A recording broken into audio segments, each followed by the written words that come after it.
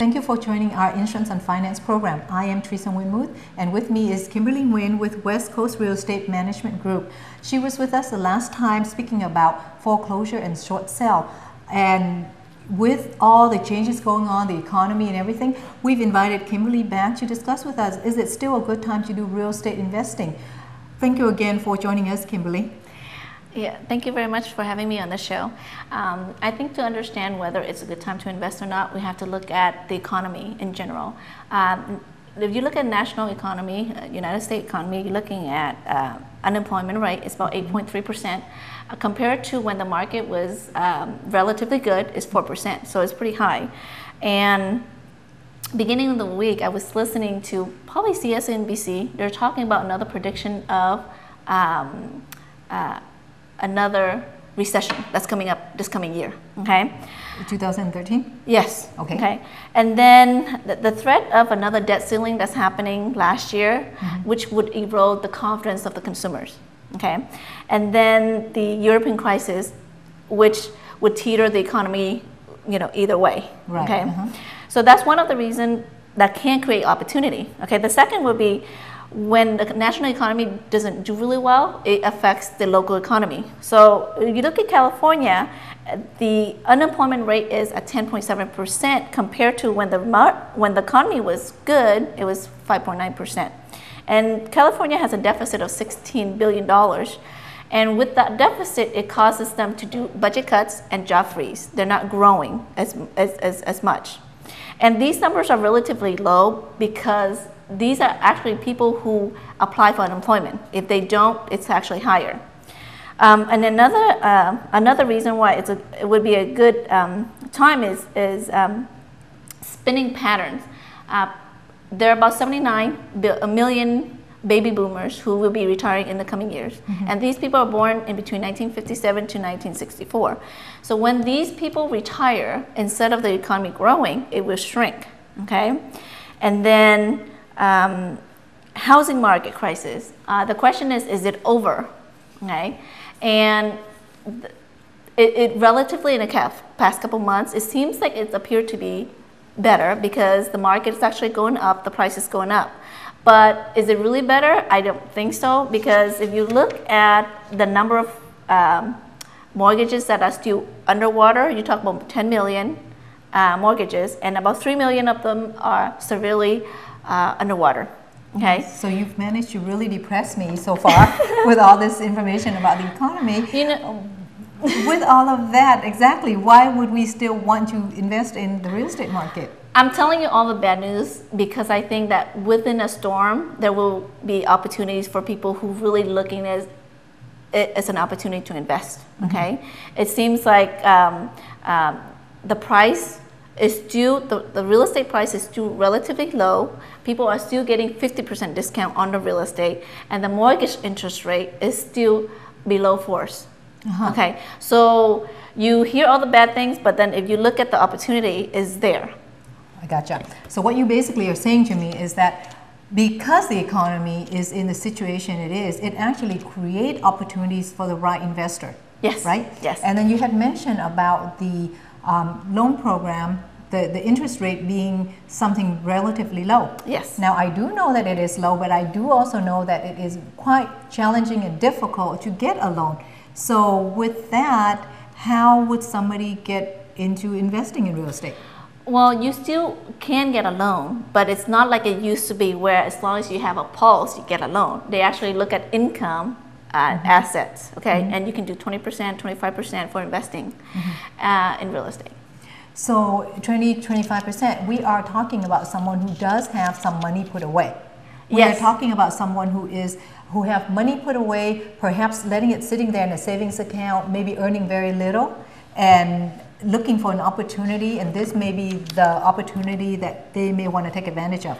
Well, as I mentioned earlier, there are about 79 million baby boomers that's retiring, and if they leave the money in the stock market, it's not stable because they're going to retire. So if they're looking for cash flow, okay, people have money sitting on the side who's looking for cash flow. It's a great opportunity to jump in the market to diversify the portfolio. I see. So it is something for someone who perhaps maybe have stable income, maybe have fair debt to income ratio and some savings put aside, but it is not quite investing in something that is keeping them above inflation, where this is an opportunity to create that opportunity to make more money and at the same time cash flow for their future. Now we're leaning to the benefits of investing. Okay, you know, of course there's a lot of benefit in investing. Okay, the first thing we're talking about in investing, benefits in investing in real estate is accessible. So anybody can buy it. Okay, it's available. Okay, the next thing is appreciable. You know, real estate over long term will appreciate in value. Okay, and that's where that's when you get the money. Okay. And then the next thing was leverageable, meaning you can actually take a loan on the real estate instead of, there are people who's paying cash for it, but you can take a loan, you can leverage that, okay? And then real estate is rentable, meaning you can find a tenant, you can rent them out, and then they can pay down on your mortgage, okay? And then you can, the property over time will appreciate. Wow, okay. And then real estate, for people who buy in really bad shape, they can improve the property. They call it sweat equity. Okay? And then because you improve it, the value will go up. Okay. And then real estate, of course, all the expense related to real estate is deductible. Okay. And when it comes to taxes, you can depreciate it, and then you can defer the gain on the property. And then, of course, the final thing is real estate is stable. That, it seems like I'm contradicting. Yes, it's stable if you look at on long terms. And now you talk about real estate investing about 10 years, 10 to 15 years. So if you look at that realm, it's stable. Okay, not buy today and sell tomorrow.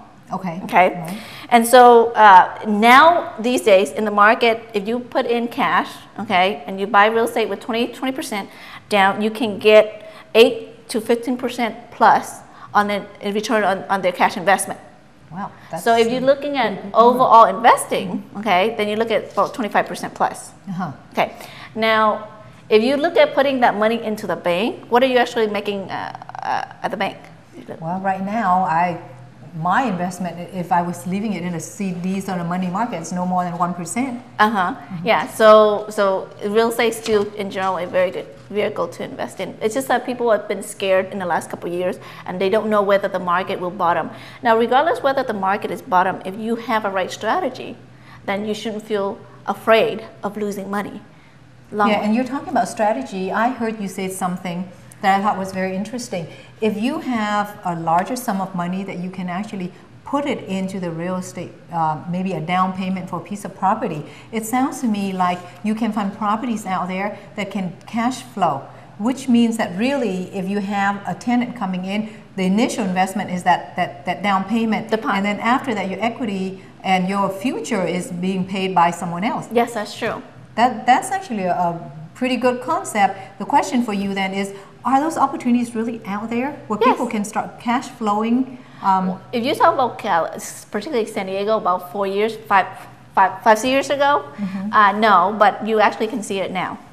Yeah, and the cash flow pretty well. I see. Well, just real quick too, you touched on something else that I want to clarify. Comparing the real estate market to the stock market, especially with the instability and all that stuff, where people feel like the stock market have, control. There are compliance, and then there are regulatory departments that take care of that.